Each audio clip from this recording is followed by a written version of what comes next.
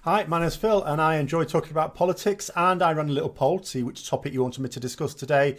And this one came up, which is basically, why we shouldn't extend Article 50 simply for the purpose of renegotiation.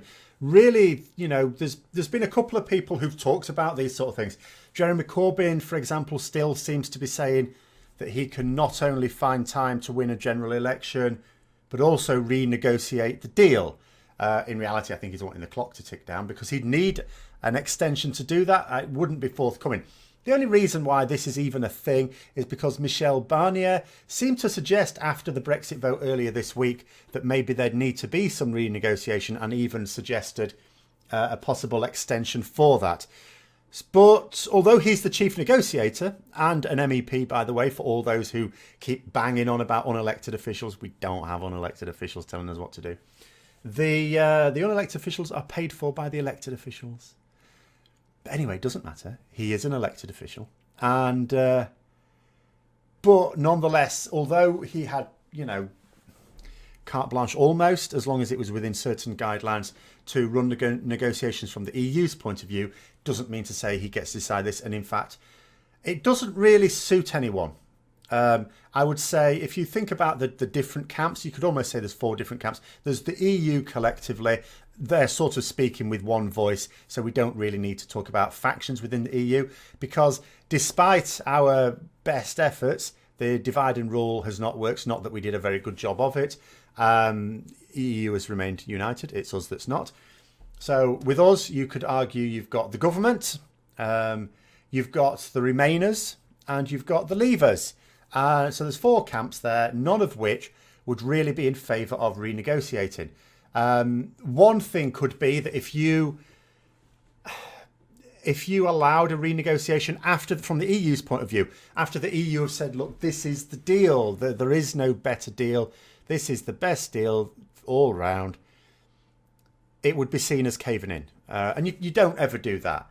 You don't ever cave in. If you say something, you've got to go forward with it. Any parent or teacher will tell you that once you issue an ultimatum, you have to always follow it through. If you don't follow it through even once, then that's it. If you say to your child, no, you can't have that chocolate, and they pester and pester, and eventually you go, oh, go on then. That is it. You can mean it next 99 times. They'll still do it because there was that one time when you didn't. Same here. The thing is also, the other danger on the flip side of that is it could be seen as having an unlimited amount of time. So let's say we say to the EU, look, we've rejected this deal. We don't really want to go with no deal. That'd be awful. But at the same time, we don't really want to do another referendum. We need a deal and we haven't got time. Can we have an extension? Let's say another 2 years or even 1 year, whatever it happens to be. In reality, it'd have to be 2 years, because for an awful lot of the next year, the EU is not going to be able to negotiate. There's going to be an awful lot of disruption. So let's just say, for the sake of argument, the problem is then what happens when the clock starts ticking down at the end of that lot? Because in a negotiation, you've got two sides playing as hardball as they can. And usually, we know how these things work. International deals of any kind work. It's at the 11th hour when all of a sudden it comes out. In reality, behind closed doors, they probably agreed sometime before that. But they have to go right to the wire to make out to their own public that they were fighting right to the end. But sometimes they actually are. Sometimes it's right to the last minute. So you need that clock ticking down to give you that pressure. And if you hear the clock ticking and you just think to yourself, well, we still haven't got a deal, we'll just re-extend again. And you get that feeling that it'll keep going on. And what happens if one side believes that they'll just re-extend and then they don't? They say, no, actually, we're not going to re-extend. We've had two goes at this and it hasn't worked. No. And then the other side's left there with the clock ticking and going, oh, crap, we haven't got anything. And then, you're into hard Brexit anyway. Allowing extensions. I mean, I know as a teacher, I have courses that based some basis on coursework, and students, of course, they'd love extensions. But if you say, go on then, just because they've been lazy or unproductive, No, there has to be a genuine reason. If there isn't a genuine reason, never. Because otherwise, how do you know they're not going to take the piss later? And even if you mean it later, like I say, it's not going to happen. The other problem is, obviously, Brexit's such a polarised issue. And as I've said, there's no middle ground. And it always seems really strange to say. You can always say, well, there's always a compromise. There's always a compromise. The problem with Brexit is it's around a number of... There's lots and lots of issues to it, of course. But there are some major themes, each of which is binary. And what do I mean by that? It means it exists in one of two states and can't be a halfway. Borders is a classic example. So there are much of the Leave camp that want not only everyone to be checked coming into the country, which happens anyway. There are some people that think that doesn't happen. It does happen. But specifically, what they want is for people to have to apply to actually come and stay for more than a holiday. They want people to have visas before they can enter the country if they're not a UK citizen. But on the other hand, there is the other side, such as myself, who don't want that. You know, I want more freedom of movement. You know, I'd quite happily accept freedom of movement across the whole globe. And we've got to bear in mind this idea of borders with passports is a relatively modern one. And it would never have realistically happened. It was put in place for a little particular purpose. But then it was kept in place after the First World War. Were it not for that, we wouldn't have had this now. And it's known that if we allowed proper free movement, that the world itself would be more productive. This is Jeremy Corbyn's argument that, you know, these sort of restrictions on movement and, you know, trade deals with tariffs and quotas is harmful to the global economy, and it's harmful to individuals if they don't happen to be in one of the wealthier nations, which is all true. I don't quite know what he thinks we're going to gain by us leaving. It's not like we're going to be a beacon to the world to show that being outside of these organisations is going to work brilliantly. It's just going to show everyone else how much you need to be in one of these organisations. But anyway, so that's completely binary. Are your borders, for want of a better word, because they're not really open now, but let's call it that. Are your borders open, at least to people from the EU, so they can come and live and work here? Or are they closed? In which case you only get here if you've got permission to be here via a visa. There is no middle ground on that issue. There is no middle ground. Same with the EU laws. Okay, so if you want any sort of preferential trade agreement with the EU, that means standards. I mean, it's the same with any country. You've got to agree to a set of standards. The EU has high standards on a number of things. So are we going to agree to those? If we do, then that means we're following EU laws, doesn't it? Yes, it does. Okay, just like we'll be following US laws when we trade with the US, as we do now. People make a big deal of this, but nonetheless, yes, we will. We will be following EU laws. And in this particular case, we won't even be making them up ourselves. We'll just be following them. Then there's the other side who says we don't want to follow any EU laws. That means they don't want a trade agreement. And that means, of course, more checks at the borders for the goods, because obviously the EU are not going to import anything that doesn't meet their standards, just like we are not going to import anything that meets our standards. So that'll increase the number of checks. That's what they want.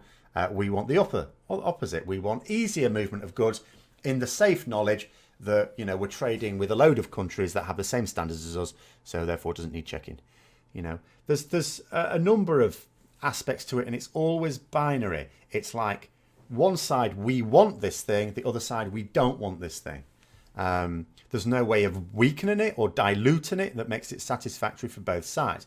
You can't half open a border. I mean, you can't build like a pathetic Hadrian's Wall type thing around the UK as a halfway house. It just doesn't work like that. So it is completely polarised, and as such, whatever deal comes out, a minimum of one of those sides will not like it. I mean, May's deal, even though it wasn't a final deal, it was a transitionary deal, technically was a halfway house. It was a middle ground, but it pissed off both sides, and that's, you know, that's the problem there. It's worth bearing in mind from the EU's point of view, there's no more goodwill left in Europe, so they're already tired of our unrealistic aims. They want it over. As far as they're concerned, it really should be over now. although Brexit is the biggest issue in the UK, and this is what I think a lot of people in Britain are not very good at seeing things from the other side. It's a failing. It's a real weakness. And I don't think it's caused by anything to do with our character. I think it's entirely down to our education. We don't really train people to see things from another perspective. So for Britain, of course, this is a huge deal. This is the biggest deal, because this is why the government have done very little in terms of domestic policy. Yes, there's still been enacting legislation, things like that, but nothing. I mean, I can tell you just in education, you would think the Department for Education would be the least affected by Brexit. You know, they should still be able to carry out their policies and enact legislation. However, there are things that they'd planned to do that are, from my point of view, completely on hold. There were things that should have been done, new courses that should have been changed over to new versions of them a couple of years ago. They're on hold. They're on hold indefinitely because nothing has happened.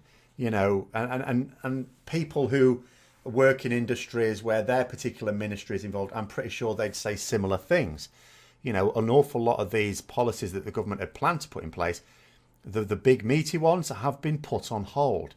Everything has stopped for Brexit. For goodness sake, ministers have been chosen not on the basis of effectiveness or usefulness, or even whether they're a political ally or not. No, they've been chosen according to, are we keeping the balance between remain and leave in the cabinet? So for us, massive deal. Europe, not so much. Now, I'm not playing it down. It is a big deal in Europe as well. But it is not the biggest deal. It's not even close to the biggest deal. Because in Europe, you've got other problems. First of all, Angela Merkel, the rock of Europe, is stepping down. Like any leader in a democratic society, eventually people get a bit sick of them, even if they've been really effective. And, you know, it's time to go. Familiarity breeds contempt in politics. So she's got to step down. That is more than a simple distraction. Donald Trump is constantly pissing off the world, and none more so than Europe. So they can't let him fly under the radar there. They're also fairly resigned to a no-deal Brexit. They've taken steps to limit the damage. Compared to the steps the UK has taken, theirs have been comprehensive. They've worked them out well in advance. They've now started to implement them. They are resigned to a no-deal Brexit. Okay, they've committed themselves almost to a no-deal Brexit. Okay, they don't like it, but they also are treating the situation now like we're leaving with no deal at the end of March. And more importantly, they know what they're doing at the end of March. They've planned it out. The plan is enacted. It's a done thing. That's not to say they can ignore it, but it needs a much lighter touch than some of the other major issues. Got to remember, there are still EU member states. We're not the only one that misbehave ourselves in Europe. There are other member states that occasionally misbehave themselves as well, and they're remaining within the EU. So they are a bigger problem. Like Italy at the moment, it's been other countries in the past. So that's what they're turning their attention to, not the United Kingdom. They also, like I say, know that no deal is now going to satisfy. So there's no point in renegotiating a deal. Everyone knows that, in fact, because let's take the current deal that was on offer as the default position. So if you move to a harder Brexit version of that, Ireland, the Republic of Ireland, will veto it. They have been given a veto. This is not down to a majority vote. They've basically said to Ireland, look, on this border issue, you are the guys who are most badly affected, because in any other country, it's a pain in the arse and an expense. For them, it's a matter of peace or civil war. So from their point of view, it says, right, you get the veto. So any deal that moves towards a harder Brexit is never going to get in. Any deal that moves to a softer Brexit, of course, the EU would be in favour of, but they know it wouldn't get through Parliament. And that's ultimately it. But more importantly, even though there might be a majority of Parliament in favour of it, it wouldn't get through there because it would need the government to have negotiated that deal. Although Parliament has already shown that it can barge the government out of the way to a certain extent, it can't independently come up with its own deal, apart from the fact, who would you put in charge of it? They'd all disagree anyway. The government had to do that. It's the only one with the power to appoint people to negotiate with the EU. And Theresa May will never sanction a deal that is softer because she fears splitting her party. She genuinely believes that is going to happen. And it may happen. I'm not saying it wouldn't. So it's not actually even possible to come up with another deal. And again, from their point of view, and I'd agree, we've got too many people negotiating from our point of view, the politicians that is, who still have these fantasy notions. So from the EU's point of view, although our parliament is still considering a range of options, from their point of view, there are two options, and they are the extremes. They know that that is the only realistic outcome now. Either we have a no-deal Brexit, for which they have already planned and prepared as best they can, or we have no Brexit at all. Now, the no Brexit at all can be achieved in one of two ways. One, Parliament can stand up and go, do you know what? The referendum was not legally binding. It said it quite clearly on there. We can just cancel Article 50 and forget this whole nightmare ever happened. They've got the legal right to do that. Now, of course, you and I both know that they're not going to do that. I don't even know if it was either that or no deal Brexit, if Parliament would even go for that. I'm not actually even that sure. As much as no deal scares them, ignoring a mandate from the people that hasn't been updated, best way to lose your seat, isn't it? Best way to lose your seat. The second alternative is another referendum. Of course, that can override the previous one because it's the latest vote. But for that, an extension is needed. Now, the EU would have to be involved in that. But the EU Council have already discussed that eventuality. Again, just like I say, just as they've been preparing for no deal for a long time, they've also been considering political outcomes as well. And they will have known, just as we did for a long time, that May's deal was unlikely to be accepted from about mid-December. They've been discussing this. They've already come to a conclusion, although they've not been public about it, because for fear, I think, of looking like they're interfering, because the big accusation is always, EU interfering with our politics, So for fear of doing that, they've basically said nothing, but it is reports believe that they will allow an extension specifically for the sole reason of another referendum, provided that referendum includes an option to remain within the EU. So in either case, they don't really have to think about it anymore, and they can get on with their actual in-tray of important matters in Europe. For the EU, Brexit is basically done. Well, with one exception. The EU, of course, expecting us to leave on the 29th of March, has already reallocated our seats in the European Parliament and distributed them around to other nations. If we were to get an extension, then during the period of that extension, we'd still be in the EU and we would still be contesting EU elections. So we'd have to revert it back to the old system. Again, they haven't said anything publicly because they're not going to say anything publicly about an extension until one is requested. But it is believed that they would be content, they'd be willing to revert it back. It's not like that takes a lot of work. It's just you change it back to the other numbers. So that's fine. Now, the other reason why, on either side there won't be any renegotiation. If you try and look at our behaviour from the point of view of the continent, there are many of them who have expressed in newspapers and elsewhere and there's been certain MEPs of non-British nations that have said as much to reporters, that it would be worthwhile for Middle England to be taken down a peg or two, because we have come across as exceedingly arrogant, airheaded. I am sorry to say that I am embarrassed. I just hope I think most Europeans do understand they don't represent the whole nation. After all, usually when you see the expression said, it's like Middle England. Sometimes they say England, which I take offence at, but unfortunately, I understand. But they know that this isn't Scotland's fault. They know that it's not Northern Ireland's fault. And although Wales voted to leave as well, I don't think they perceive that same level of arrogance within the Welsh culture either. So this is ultimately about Middle England still refusing to accept that the empire is no more, and they think it would do us good to actually face up to our to our unicorns I was going to say demons, but it's our unicorns, to see that they don't really exist. There actually will be some quiet amusement on the part of people who don't, because not everyone is going to suffer, just like not everyone in this country is going to suffer from Brexit. Not everyone in the EU will. And for those who don't, there will be some quiet amusement if we do actually crash out with no deal. And just as the prevailing view by leavers in the UK is that we'll have a few hard times, some people don't think we'll have any hard times. Some people think we'll have a few and then a new golden age. The prevailing view in the rest of Europe is that we'll be knocking on the door again in 10 years' time, like the prodigal son returned after squandering the inheritance and sick of sleeping with the pigs. And again, just like everything else with Brexit, that's a binary view. You've got this huge binary view. You've got a significant number, not a majority, I'm certain of that, but you've got a significant number that think we'll do even better outside of the EU and outside of the single market and everything like that, that will somehow do better without trade deals, as if the rest of the world are complete morons for making trade deals. Why would you do that? It makes your trade way worse, you fools. But apparently we're going to do great out of it. And the prevailing view in Europe is that we're going to be disastrous.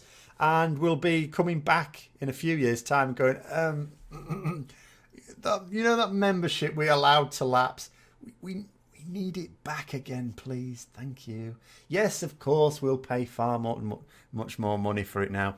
Yes, we'll accept we won't get quite as many seats on the Parliament. Yes, sorry about that. So then we'll end up back in there, paying more for it with less influence, a worse off economy, because the only reason we'll come to that conclusion is by our economy taking a nosedive, a weaker economy. But at least we will have vanquished those views. The people that held them will have been kicked into the dirt. They'll have to have faced up to that reality.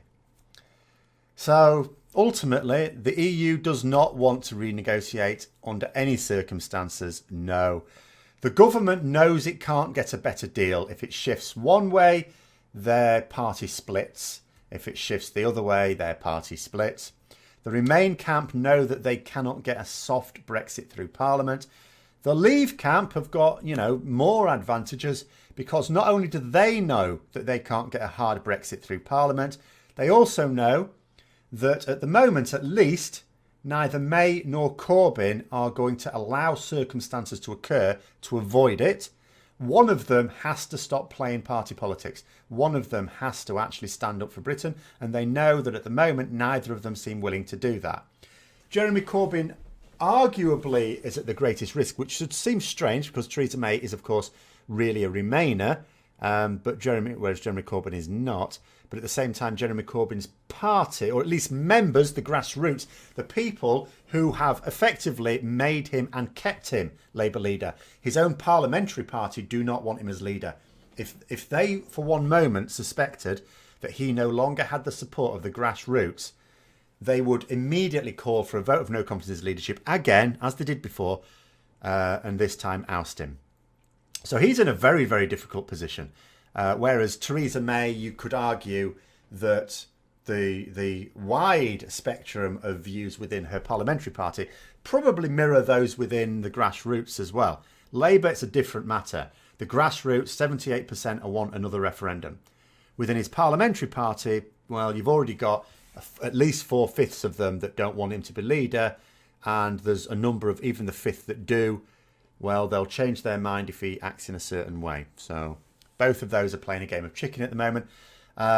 So the Leave camp knows that at the moment there is no prospect of anything other than a hard Brexit. So they're quite content to sit back and just keep an eye on the situation.